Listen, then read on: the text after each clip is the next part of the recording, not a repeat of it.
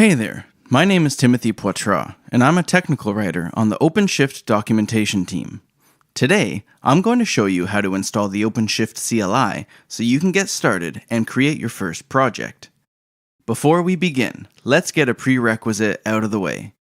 Ensure that you have Git installed on your workstation because some operations require it to be installed locally.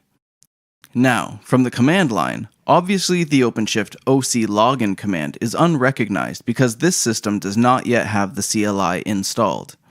To download the OpenShift CLI, follow the link provided by the OpenShift documentation, currently found in CLI reference, Get Started with the CLI, Installing the CLI.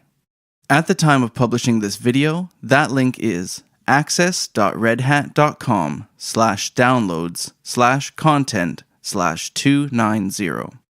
Locate the Download Now button for your operating system and download the file.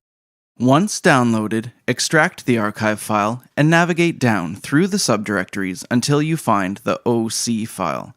This is the OpenShift CLI.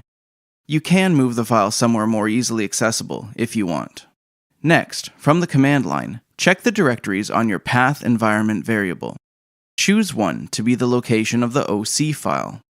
Now, move the OC file from its extracted location into a directory on your path. From the command line, run the OC login command again, and you'll be prompted to log into an OpenShift server. Type in the address of your OpenShift master, followed by your username and password. Now a word of caution. In my test environment, I need to bypass the certificate check, but I definitely do not recommend doing that. Once you have successfully logged in from the CLI, you'll most likely be prompted to create a new project. Before we do that, let's just log into the web console as well. Once logged in, you'll see a list of available projects, which in this case, there aren't any, so we are welcome to OpenShift and prompted to create a new project. Flipping back to the command line, use the OC new project command to create a project.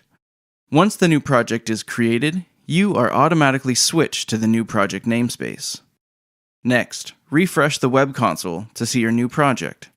You are now up and running with the CLI. Thanks for watching. I'll see you in more OpenShift videos in the near future.